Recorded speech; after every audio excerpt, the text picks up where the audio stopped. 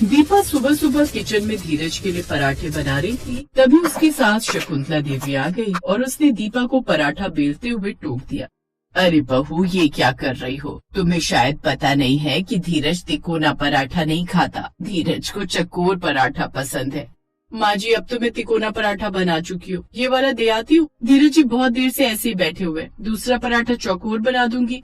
वो नहीं खाएगा, देख लेना, वापस दे देगा। उसे मेरे हाथ के चकोर पराठे पसंद है।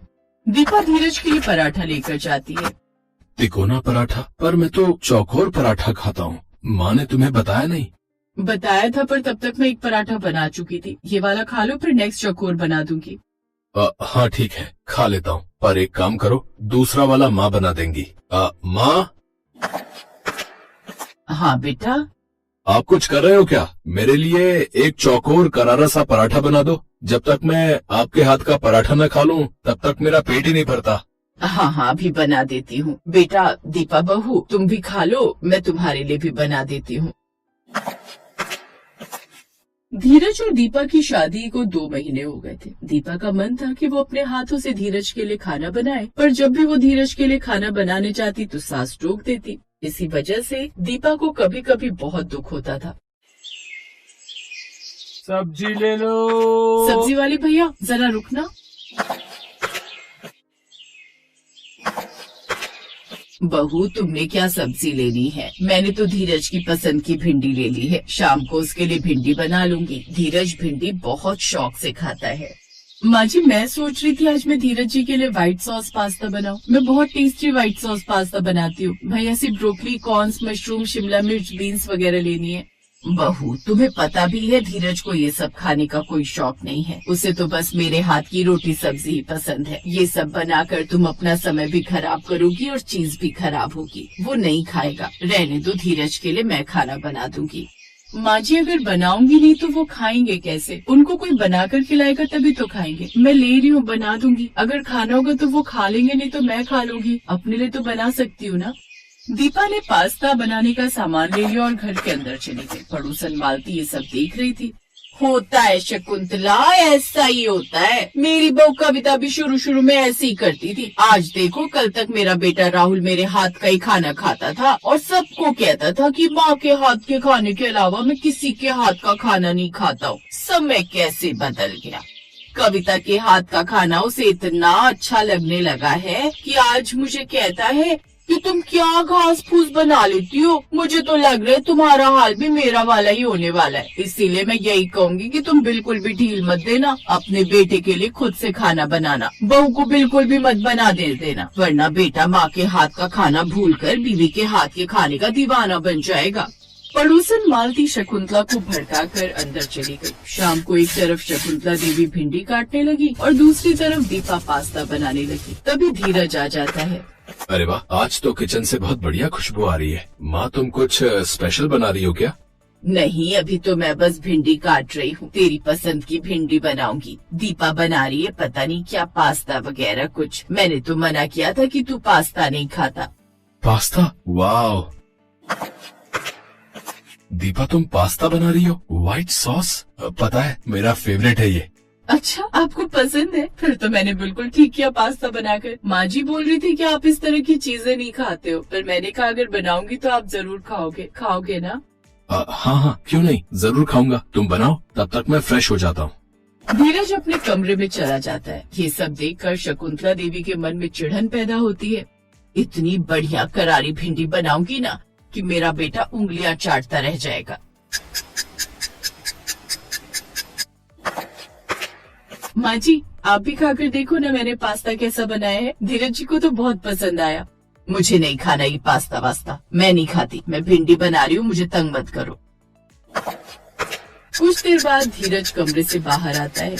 दीपा, तुमने पास्ता बहुत टेस्टी बनाया था, बिल्कुल रेस्टोरेंट वाला स्टाइल था। अब कल क्या खिलाने वाली हो तुम? मुझे रोजाना ऐसी चीजें घर पर बनाकर खिलाओगी तो मुझे लगता है मैं रेस्टोरेंट का खाना भूल जाऊंगा। आपको इतना पसंद आया? थैंक यू धीरज जी। मैं तो सोच रही थी कि आपको पास्ता पसंद ही नहीं आएगा। Thank you so much. कल मैं आपके लिए, आप खुद बताओ मैं क्या बनाऊं? एक काम करो, कल तुम मेरे लिए पाव भाजी बनाना। बहुत मन है। कल वैसे भी मेरी छुट्टी है ऑफिस की। कल मॉर्निंग में पाव भाजी खिला दो। ठीक है, कल मैं आपके लिए नाश्ते में पाव भाजी बनाऊंगी। दीपा बहू, पास्ता बहुत ही स्वादिष्ट बनाया है। धीरज, तेरी पसंद की भिंडी बनाई है, खाना दे दूं? नहीं माँ, पास्ता खाकर पेट फुल हो गया है। अब तो पेट में बिल्कुल भी जगह नहीं है। एक काम करो ना, कल मैं जब ऑफिस जाऊंगा तो अरे कल तो ऑफिस भी नहीं जाना है, कल तो छुट्टी है। आप मुझे सुबह नाश्ते में पराठे के साथ भिंडी दे देना, मैं सुबह खा लूंगा। आप खाओगे? आपका भी पास्ता खाकर पेट भर गया है। मेरे लिए एक बना दो, मैं खा लूंगा। दीपा देख रही थी कि उसकी सास का चेहरा उतर गया है। शकुंतला देवी रसोई में चली गई। पहली बार शकुंतला देवी की आंखों में आंसू थे। सॉरी माँ जी, मेरी वजह से आज आपकी आंखों में आंसू आए, इसके लिए दिल से आई एम सॉरी। गलती मेरी है, मुझे पास्ता नहीं बनाना चाहिए था। आप खाना नहीं खा रहे? नहीं, मुझे भूख नहीं है, पर मुझे तो बहुत तेज भूख लगी है और आपके हाथों की भिंडी तो मुझे बहुत पसंद है। क्या मैं आपकी भिंडी रोटी खा सकती हूँ? पास्ता खाकर पेट नहीं भरा। पता नहीं, जब से शादी हुई है तब से मुझे आपके हाथों का खाना खाने की आदत हो गई है। पेट ही नहीं भरता जब तक मैं आपके हाथों का टेस्टी सा खाना ना खाऊं। तुम्हें मेरे हाथ का खाना अच्छा लगता है बहू? माँ के हाथ का खाना किससे अच्छा नहीं लगेगा माँ जी? बहुत नसीब वाले होते हैं वो बच्चे जिन्हें माँ के हाथ का खाना नसीब होता है, और हम तो आपके बच्चे हैं। हमारा तो सौभाग्य है कि हमें आपके हाथों का बना खाना खाने के लिए मिल रहा है। तभी धीरज भी आ जाता है। माँ, एक्स्ट्रा रोटी बनाई है क्या? पता नहीं कुछ कमी लग रही है।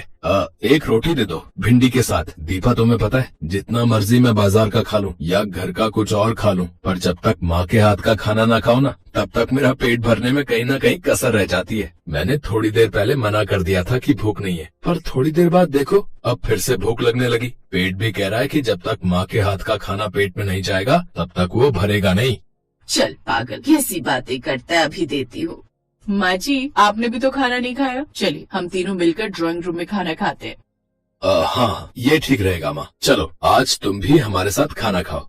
शकुंतला देवी भिंडी रोटी थाली में परोसने लगती हैं। धीरज धीरे से दीपा के कान में कुछ कहता है। थैंक यू दीपा, मेरी माँ के चेहरे पर खुशी लाने के लिए और मुझे समझाने के लिए। दीपा की ये समझदारी उसकी सास के चेहरे पर खुशी ले आई थी। तीनों ने मिलकर एक साथ खाना खाया। शकुंतला देवी को एहसास हुआ कि दीपा बहुत अच्छी बहू है और वो रिश्तों की कदर करती है।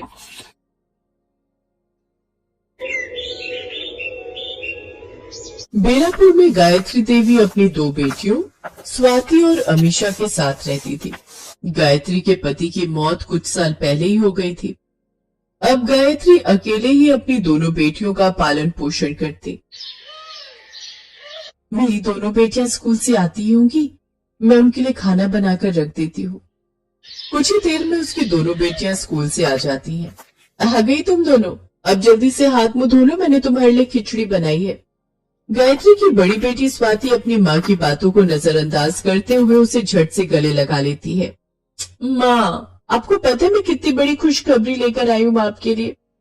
कैसी खुशखबरी मेरी बच्ची?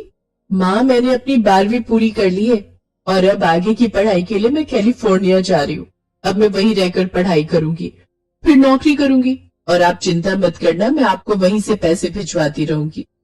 अरे वाह दीदी, फिर तो आप जल्दी से जाओ कैलिफोर्निया। कुछ टाइम बाद मैं भी वहीं आ जाऊंगी, फिर हम दोनों जॉब करेंगे और माँ को वहां से खूब सारे पैसे भेजते रहेंगे। ये सुनकर गायत्री बहुत खुश होती है और वो झट से अपनी दोनों बेटियों को गले लगा लेती है। अरे वाह मेरी बच्चियों, ये सुनने के लिए तो कब से मेरे कान तरस रहे थे। मैंने बहुत मेहनत की है तुम दोनों को यहाँ तक पहुँचाने में। माँ, इसके अलावा मुझे आपसे कुछ और भी जरूरी बात करनी थी। हाँ कहो बेटी।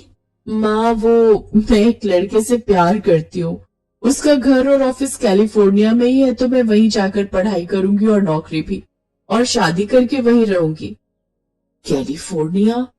अब लेकिन इतनी दूर मैं तुझे कैसे भेज दूं बेटी? माँ, आप चिंता मत करो, रौनक मुझसे बहुत प्यार करता है और उसने मुझे प्रॉमिस किया है कि आगे की पढ़ाई भी वो मुझे वहीं करवाएगा।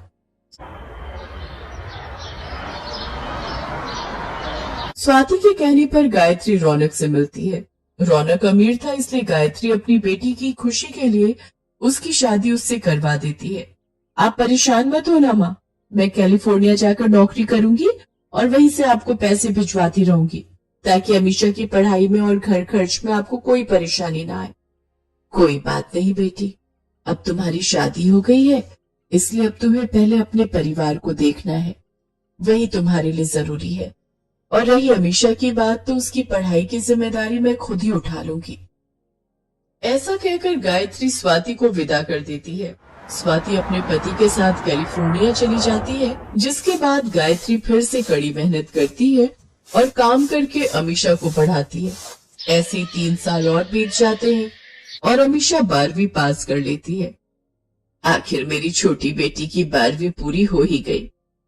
हाँ माँ, अब तुम देखना हमारी सारी परेशानियां खत्म हो जाएंगी। अब हमें ऐसे गरीबों की तरह नहीं जीना पड़ेगा। मैं शहर जाऊंगी और नौकरी करूंगी। हाँ बेटी, अब तू ही तो हमारी आखिरी उम्मीद है। तेरी बड़ी बहन तो विदेश जाकर सेटल हो गई, अब तू ही हमारे ये बुरे दिन खत्म करेगी। कुछ दिन बाद अमीशा भी शहर चली जाती है, जहाँ वो नौकरी करती है। शहर में उसके अमीर दोस्त बन जाते हैं, जिन्हें देखकर अमीशा भी अपनी सारी तनख्वाह अपने ऊपर ही उड़ाने लगती है। एक रोज उसके ऑफिस की अमीर लड़की Jeeva, oh god, I am so tired, इतनी सारी शॉपिंग की। ये देखो, मेरा ये गुच्ची के हैंडबैग और एडिडास शूज लेकर आई हूँ। ये पूरे 80,000 के आए हैं। वैसे इसमें कुछ खासियत तो नहीं है, फिर तुमने इतने पैसे इसमें क्यों लगाए? उफ, तुम गरीबों को क्या पता कि ब्रांड और क्लास क्या होता है। तुम लोग तो पटरी पर लगे बाजार से ही 100-200 का कुछ खरीद लेते हो, या फिर पालिका बाजार से कुछ सस्ता उठा लाते हो, उसी में खुश हो जाते हो। जीवा के मुंह से ये बातें सुनकर अमीशा को बहुत बुरा लगता है और वो चुप हो जाती है, लेकिन उसकी बात उसे चुप जाती है। कुछ देर बाद अमीशा के अकाउंट में उसकी सैलरी आती है। अब मैं इस जीवा को बताऊंगी कि ब्रांड क्या होता है। अगले दिन अमीशा मॉल के शोरूम में जाती है और सारे पैसे अपने लिए ब्रांडेड कपड़े खरीदने में ही खर्च कर देती है। फिर अगले दिन ही वो अपने ब्रांडेड कपड़े पहनकर अपने ऑफिस पहुंच जाती है। उसके ब्रांडेड कपड़े देख ऑफिस का सारा स्टाफ अमीशा से बातें करने लगता है। तभी जीवा भी वहां आती है, लेकिन कोई उसे भाव तक नहीं देता। इस तरह अमीशा के अमीर लोग दोस्त बन जाते हैं, तो वहीं दूसरी तरफ स्वाति शादी के बाद बड़ी बड़ी ट्रिप पर घूमती रहती है। देखो न रौनक, हम लोग एक बार भी स्विट्जरलैंड नहीं गए। लास्ट टाइम हम मालदीव्स गए थे, लेकिन इस बार मुझे तुम्हारे साथ स्विट्जरलैंड की बर्फीली वादियों में जाना है। ओके बाबा, इस बार मैं तुम्हें स्विट्जरलैंड घुमाने ले चलूंगा, ठीक है? वहाँ बर्फ के गोले बनाकर खूब खेलना। बस अब तो खुश। फिर रौनक स्विट्जरलैंड की ट्रिप प्लान कर लेता है। इस तरह दोनों बहनें अपनी अपनी जिंदगी पूरे मजे से जी रही थी। तो वही बेचारी गरीब बूढ़ी माँ ठंड में कांपते हुए फूल माला बेचती है, लेकिन इस बार गांव में भारी बर्फबारी पड़ने के कारण वो ये भी नहीं कर पाती। ऊपर से उसकी टूटी फूटी झोपड़ी में बर्फीली सर्द हवाएं आ रही थी। हे भगवान, कितनी ठंड लग रही है। काश कि मेरी बेटियां वापस आ जाए। पता नहीं वो कब आएंगी। गांव से जाने के बाद तो उन दोनों ने एक बार पलट कर तक नहीं देखा अपनी माँ को। इससे तो अच्छा होता भगवान तू मुझे एक बेटा देता, कम से कम वो मेरे पास तो रहता। क्या पता बेटा होता तो वही मेरी देखरेख अच्छे से कर लेता। ठंड से कांपते हुए गायत्री आंगन में रखी लकड़ियां लेने जाती है, लेकिन ठंड लगने के कारण वो वहीं पर बेहोश हो जाती है। आसपास के लोग उसे उठाकर उसकी झोपड़ी के अंदर लाते हैं, फिर डॉक्टर को बुलाते हैं। देखिए, इन्होंने अपने जीने की उम्मीद पूरी तरह से छोड़ दी है। पता नहीं कब इन्हें क्या हो जाए। अगर इनकी कोई आखिरी ख्वाहिश हो तो आप लोग उसे पूरा कर दीजिए, नहीं तो न जाने कब क्या हो जाए। गांव के सभी लोग ये बात सुनकर हैरान रह जाते हैं और फिर डॉक्टर वहां से चला जाता है। डॉक्टर की बात सुनकर गांव के लोग आपस में कहते हैं, इस बेचारी की आखिरी इच्छा भला अपनी बेटियों को देखने के अलावा क्या ही हो सकती है। मुखिया जी, मैं आपसे हाथ जोड़कर प्रार्थना करती हूँ, इस गरीब की आखिरी इच्छा पूरी करो, नहीं तो ये ऐसे ही अधूरी इच्छा लेकर भगवान को प्यारी हो जाएगी। कमला के कहने पर मुखिया गायत्री की बेटियों का नंबर निकालकर उनको फोन करके उनकी माँ की तबीयत की जानकारी देता है। दोनों बेटियां झट से फ्लाइट पकड़कर अपनी माँ को देखने आ जाती हैं। अपनी माँ की हालत देख दोनों हैरान रह जाती हैं। माँ, ये क्या हो गया आपको? माँ, आपने एक बार भी हमें अपने बारे में कुछ नहीं बताया। अपनी बेटियों की आवाज सुनकर गायत्री उनसे कहती है, मेरी बच्चियों, तुम दोनों यहाँ आ गई। तुम दोनों का चेहरा देखने के लिए मेरी आंखें तरस रही थी। ये गरीब माँ अपनी दोनों बेटियों को अपने सीने से लगाने के लिए बेताब थी। आओ, आओ दोनों मेरे सीने से लग जाओ। गायत्री अपनी दोनों बेटियों को गले से लगा लेती है, जिसके बाद वो उन्हें बहुत प्यार करती है। अपनी माँ का ये प्यार देखकर उन दोनों को अपनी गलती का एहसास होता है। माँ, आपने हमारे लिए इतना संघर्ष किया, हमें पढ़ाया लिखाया, लेकिन अपने लिए कभी एक शॉल तक नहीं ली। हमें आपने फर्श से अर्श तक पहुंचाया और हमने आपके लिए कभी कुछ नहीं किया। बिल्कुल सही कहा दीदी आपने। माँ ने तो कभी अपने बारे में सोचा ही नहीं और हम जैसी बेवकूफ बेटियों ने तो अपने शौक ही पूरे किए, माँ के लिए कुछ सोचा ही नहीं। अगर माँ के बारे में थोड़ा सोचा होता तो उनकी आज ये हालत नहीं होती। मेरी बच्चियों, अपने आप को दोष मत दो। तुम दोनों अपनी जिंदगी खुशी खुशी जी रही हो, इसके अलावा मुझे और क्या ही चाहिए। तुम दोनों कामयाब हो गई हो, इसी बात की मुझे खुशी है। तुम अपनी जिंदगी में ऐसे ही हंसी खुशी रहना। ऐसे कहती ही गायत्री अपने प्राण त्याग देती है, जिसके बाद दोनों बहनें खूब रोती हैं। अपनी माँ के आखिरी वक्त पर उन दोनों को अपनी गलतियों का एहसास हो जाता है।